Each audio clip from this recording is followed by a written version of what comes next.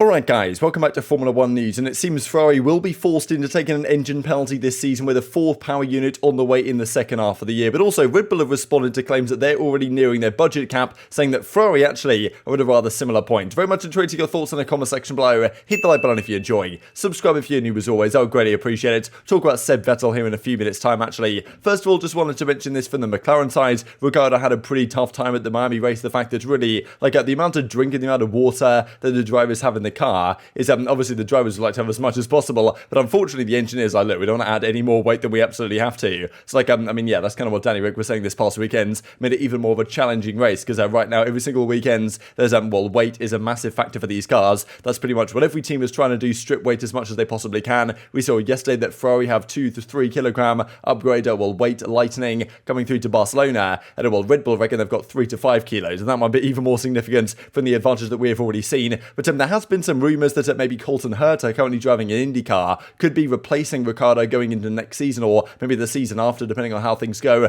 There was kind of, he actually mentioned last night that it's a serious ambition of mine, or serious ambition of his, to get into Formula 1 as a driver. I believe Lando Norris rates him rather highly as well, so this is definitely a possibility. I think he's currently had some, some tests have been going on, or will be going on with McLaren in their actual F1 car for Herta as well. So that is definitely a possibility going into next year, that, he might find himself there. Of course, the other possibility is, will we actually get from 2024 an Andretti team, which has certainly been talked about. I think they're willing to pay the money that will be required to get in, but there's been, of course, some kind of friction and hesitancy from the FIA, but also from the other teams, because I believe the teams also have to agree to another team entering. It's kind of an interesting one, that, because if you're an organisation, if you're a team, why would you necessarily want to kind of vote in favour of another team joining? They could potentially beat you in the constructors, this type of things. Of course, there'd have to be appropriate arrangements in place so that it's still beneficial, but they're really trying to make it happen. And so, apparently Andretti has said here, I can tell you one thing, it's not for the lack of trying if we don't make it happen. So that's kind of what they're planning to do. If that was the case, of course, Herta could be a good target here as an American driver. I'm sure they would want to bring in if they were able to join. We'll see how that one goes. Let's dive into this then, right? So filming day has been going on in Monza for the Ferrari team. So a promotional day type thing. They're going to take pictures of the car and make it look good, all this type of stuff. Now, they're allowed to test, I think, 100 kilometers worth of kind of time on the track. Now, they're pretty much allowed to use whatever they want here. So they can bring in new upgrades and actually test them in this specific situation. And of course, Monza, a very fast track, probably makes sense why you'd want to test those upgrades here, or those aerodynamic changes here, just because, of course, the Red Bull, that's where they've kind of had the big advantage so far this year, has been in the straight line speeds. They probably want to make sure they can maximize that as much as they possibly can. That's probably what they've been trying to do. Now, this was a brief clip that came out, of course, there hasn't really been, it's pretty much a secret event, right? No one really wants to give away any information as to what they might be running. This was some footage of Charles Leclerc going past here on the filming day, and this is one still that people took of it.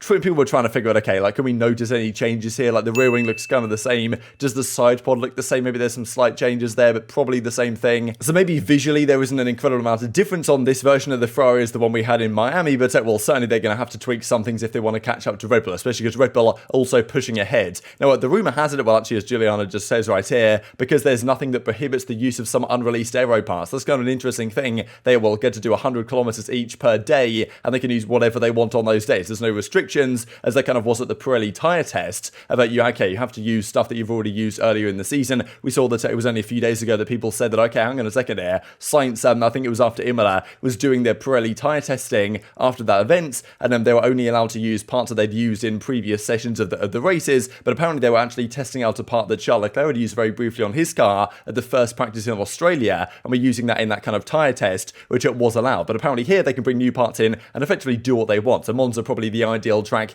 to test those things out. Of course, they go to Barcelona very soon indeed. Now, this is kind of one of the big discussions, of course, we saw last year that Mercedes, towards the end of the season, when they put the new couple of power units in their car, especially Hamilton's, that obviously worked out rather well for them towards the end of the season, after trailing Verstappen and Red Bull a fair bit towards the middle of the year. But it seems that with this kind of change to the 10% renewable energy, it's really affected what some of these teams have been able to produce from their power units. And it seems like Ferrari and maybe other teams as well have effectively focused on performance over reliability of the engines. So they believe, and apparently the plan has been even before this season, that they will use 4 power units, 4 engines effectively this season. Only 3 are allowed over the course of the year, which already is rather a low number for all the miles and races that they have to pull off, to be honest. So yeah, 4 power units apparently is what Ferrari are planning, which will mean at some point in the season they will have to take some sort of penalty. The first penalty is a 10-place grid penalty for whatever engine part you change. If you take an entirely new engine, you have to pretty much start from the back of the grid, I think. But after that, it's just a 5-place grid penalty for any additional, if you will, well, change the internal combustion engine or whatever. Like, that's of course what Hamilton did a couple of times last year. Of course, like, well, a 5-place grid penalty will be applied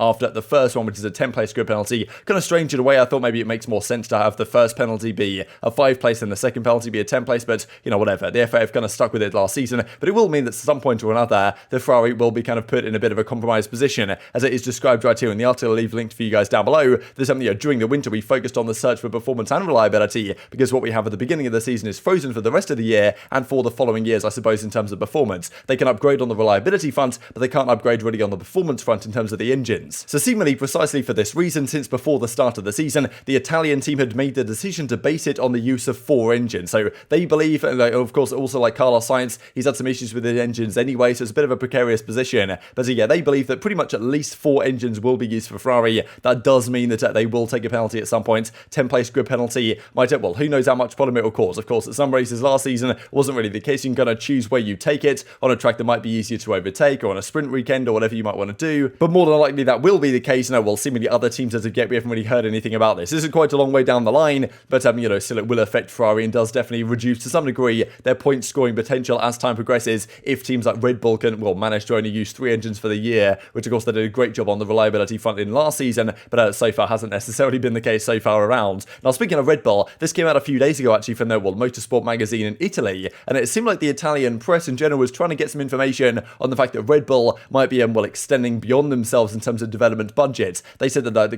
development budget is $10 million.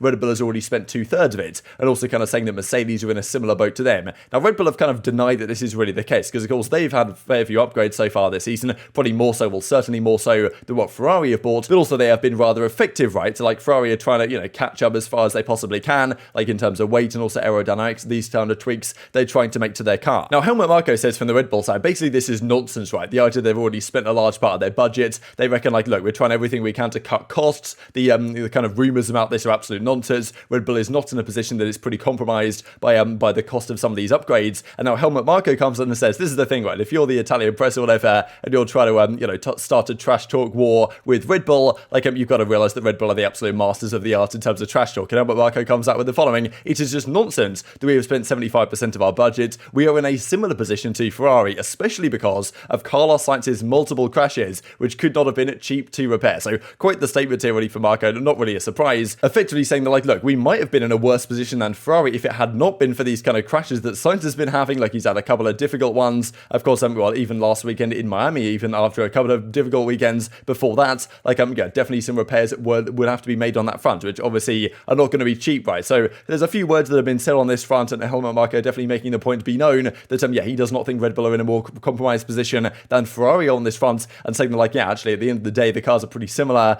Like, we've got a similar amount of money to spend for the rest of the season, and right now we're kind of, well, on the up compared to where Ferrari are the last couple of races, and certainly Sainz's crashes, he's indicating, aren't helping Ferrari's cause to stay ahead of the game in terms of budget. Wanted to touch on Sebastian Vettel real quick. If you guys missed it, he was on BBC's Question Time last night over here in the UK, and was, you know, obviously asked a fair few questions, and people were going to ask him the question, like, look, you're a hypocrite, you're talking all this stuff about the environment, but are you still driving F1 cars at the end of the day? And he has actually kind of indicated that he's kind of questioning his position and his kind of future in Formula 1, given the environmental impact that the sport does have, of course. Like, he basically said the following: it's my passion to drive a car, I love it. When I get out of the car, though, I'm thinking, is this something we should do? Travel the world, wasting resources in this way? An interesting question, really, just because it seems to me that Formula 1 could probably do a better job in, like, where exactly the races are held, in which order, because we've just come off, like, a weekend in Imola, then for some reason they're out to the US in Miami for, like, 2 weeks, massive long-haul flight, all the resources, all the people, all the cars, like, all the equipment out there to Miami, and then flying back again to Europe for another few weeks. So I don't really understand why that break was there. Like, probably that single long-haul flight would add a fair bit of,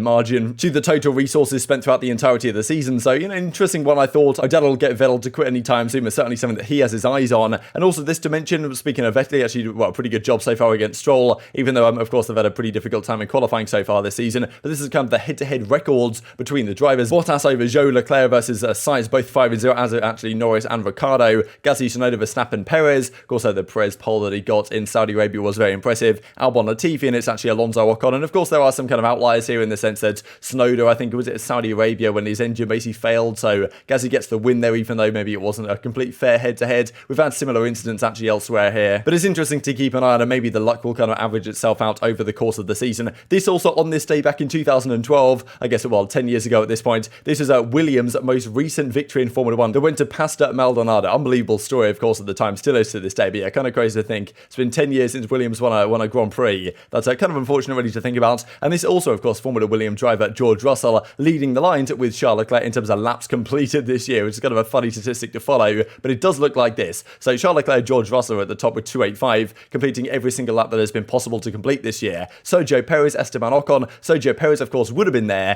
if not for that, well, one lap that he did not complete at the end of the Bahrain Grand Prix, when, of course, well, the engine conked out. Hamilton went past him for the podium at that time. Hamilton would have also completed all the races if he wasn't getting lapped by Max Verstappen at the Imola Grand Prix. So there's, well, a few reasons why some of these drivers have fallen short, generally by just getting lapped by some of the leaders. But yeah, for now, it's Charles Leclerc and George Russell. And of course, Verstappen at this point, despite missing a fair few laps, is still, well, closing in rapidly on Charles Leclerc at the top of the Drivers' Championships, and also has the most wins so far this season as well. But very much enjoyed your thoughts in the comment section below. Hit the like button if you enjoyed. Subscribe if you're new as always. Take care of yourselves, and I'll see you next time.